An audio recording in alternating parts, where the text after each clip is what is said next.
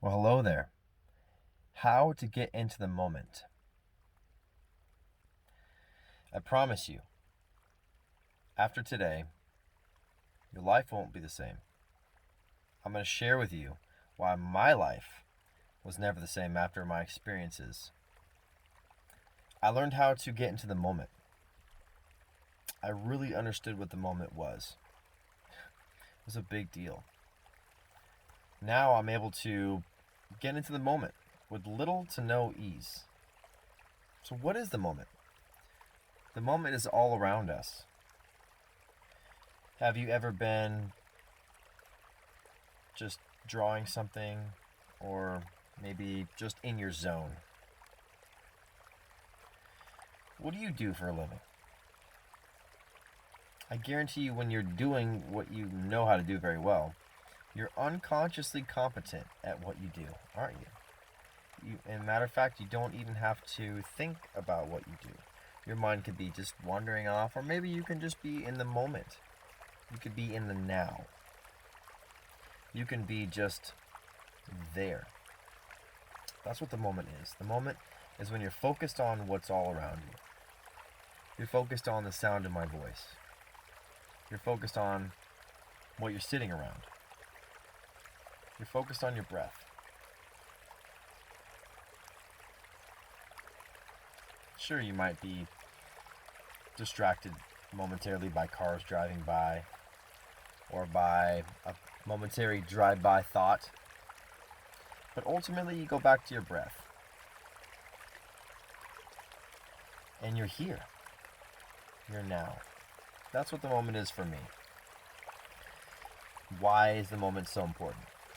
Well, in order to combat stress, anxiety, fear, doubt, all that's not serving you have to get into the moment, to get away from these vibrations. These are low vibrations. You might be wondering what a vibration is. Let me try to explain. A vibration is something you feel. If you feel great, that's a high vibration. If you feel crummy, maybe you feel jealous or mad or sad or angry, confused, these are lower vibrational thoughts. You ever have anybody that's angry, or maybe you get a phone call from somebody and you look at the phone call and your heart closes? It's a low vibration. And you go, I'm not going to answer that. Maybe you're not going to answer because you don't want your vibration to be lowered. Conversely, if you get a phone call from someone that you're like excited to hear their voice, you answer it because it's a high vibrational thought.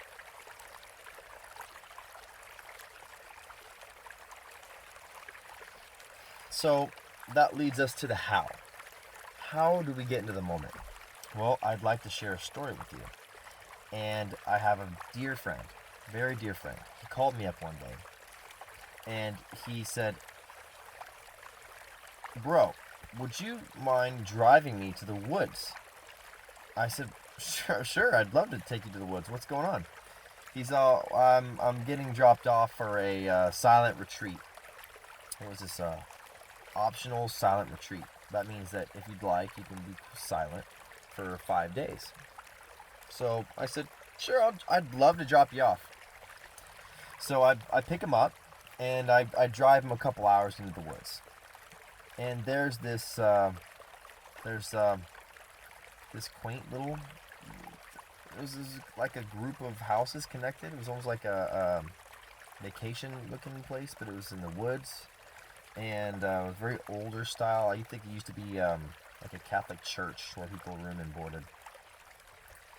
And the weirdest thing happened when I got there. I felt a strong pull into the moment. And I didn't fully understand what it was.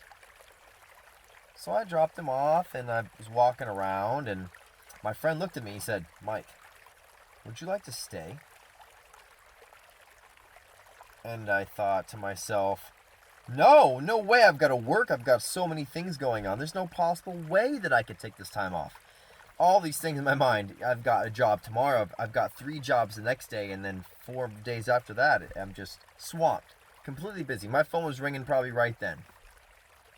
But I said, Yes. Yes, I will like to stay. It's like $2,000 to stay. And I thought to myself, I don't have any money. But I did just get a credit card in the mail. I haven't activated it yet. It was in my pocket. I thought to myself, I'm going to max this thing out. I'm staying. I'm going to meet this spiritual teacher. So I called the credit card company and they asked me for a password. Now, just to give you all a little bit of inside information on me, passwords are my bane of existence. Nothing gets me going like the wrong password. Sorry, password incorrect. I go, stay in the moment, Mike. Stay in the moment. And I sometimes get worked up because I'm human. We all get worked up. I'm not gonna lie and sit here. I'm not gonna tell you that I float on lilies all day long and sit Indian style and chant, and my food is just presented to me from the universe. I'm human, just like you. What I've learned is I have tools and techniques to help me ease my stress and anxiety and help me live a better lifestyle. And that's what I want to share with you. What I did was I relaxed and I was able to recall these passwords. They relinquished the money to me. I went ahead and maxed out my credit card and I stayed. I stayed 5 days in an optional silent retreat, and it was profound what I discovered about myself. So I'll get right into it. I met a spiritual teacher. Her name was Gangaji. And Gangaji's message is stop. Just stop.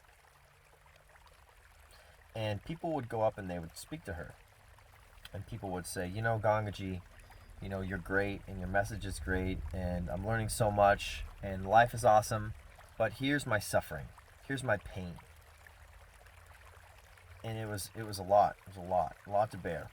After 2 days of this, it was so much to bear that it's kind of hard for me to tell a story because I don't talk about this. I don't talk about this. So I'm sharing with you. What happened was I broke down in tears in front of everybody. I started weeping uncontrollably because I felt the world's suffering. I felt it in my heart, and I was just distraught beyond measure.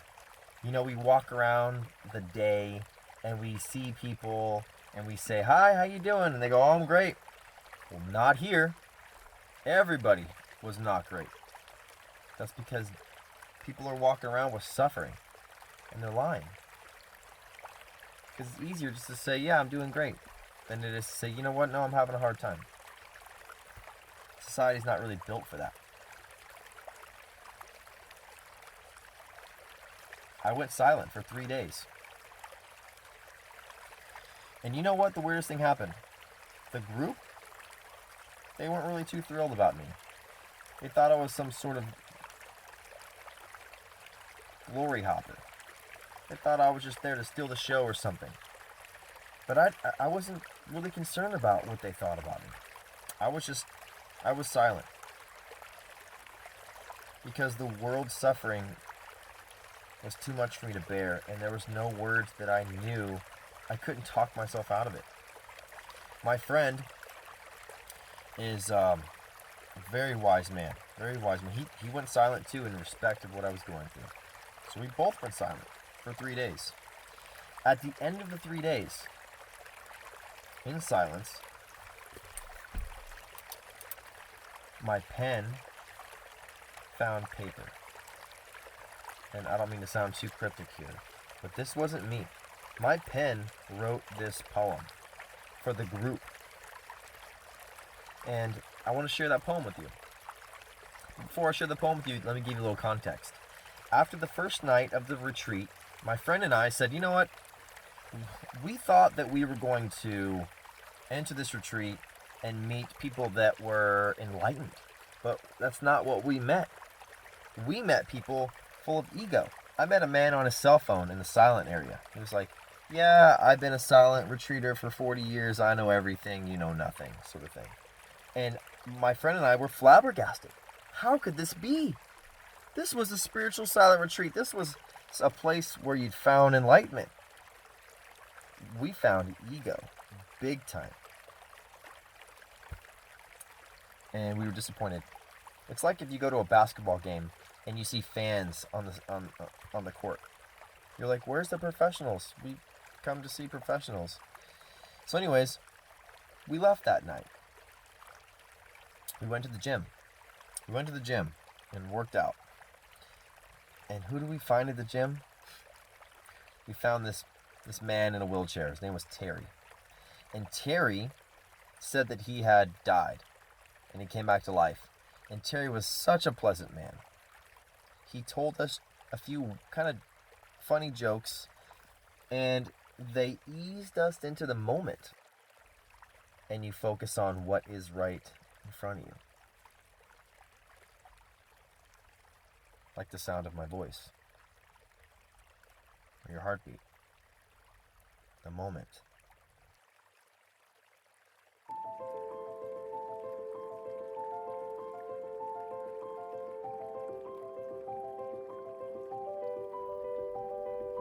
Once I'd met a man who said he'd been to heaven.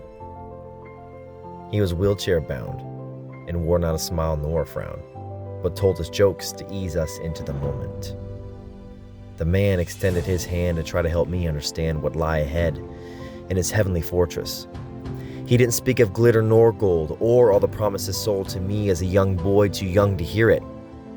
You see, far, far above, there's this kingdom of love, and it feels like this handshake in the now.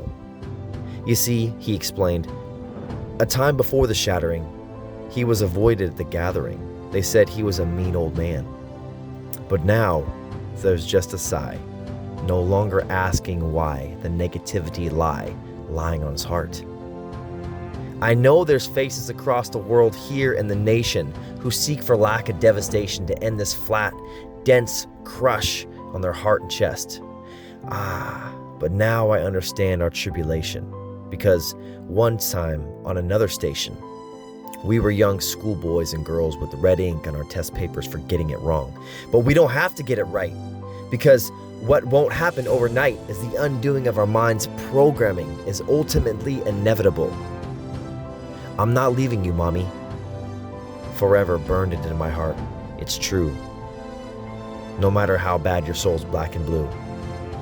Love is your glue. It'll never leave you. You feel it? Yes. Why should it go away? It won't, but we cover it. That's the mind getting its way.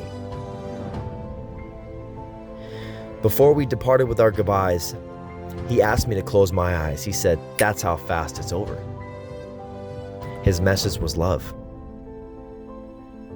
Much to my surprise, to see the twinkling of his eyes again as he passed us in the parking lot.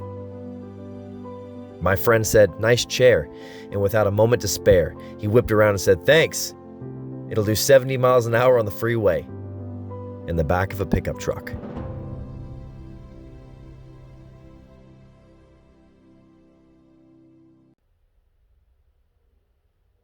Live it.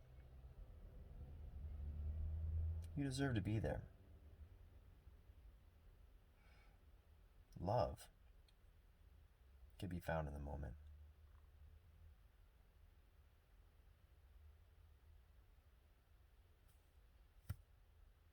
And what a lovely moment this is to be sharing with all of you, with you especially. You are a very unique individual. You are more complicated than the entire universe. It's true. Very true. Here we are. As you get more honed in your skills, you're going to be able to decipher what's high vibration and what's low vibration by being in the moment, by asking your heart what phone calls to answer, and what thoughts you allow into your consciousness.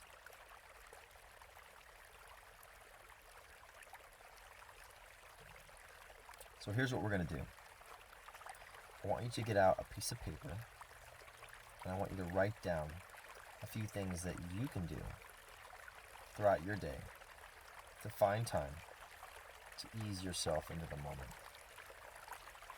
It could be just a few minutes a day. In the morning when you wake up, I want you to write down the first 15 minutes of your day, what you thought about, what you did. This will be a running log for the next week. What I do is I start my day with appreciation. Your brain vibrates at different levels. And the faster it vibrates, the more thoughts go through. So what you want to do is you want to slow down that vibration in the morning time. Give yourself a chance to just wake up without being bombarded with Facebook and YouTube and Twitter and all the things, your email box, your text messages. That'll come. But let it come on your terms. Start your day with gratitude. Spend just 15 minutes out of your 24-hour day. Spend just a few minutes saying, you know what can I be grateful for today? Doesn't matter if you're broke or a billionaire. The sky's blue. And if you can see it,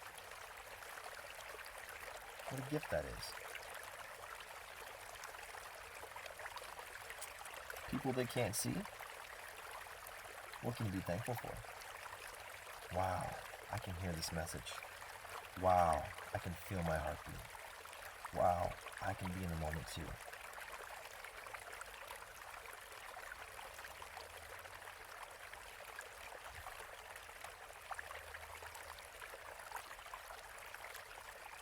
Let's recap on the moment, shall we? To be in the moment, you need but notice a few things around you. Notice it, and notice some more things about it. Breathe. Breathe like it's a cocktail of now.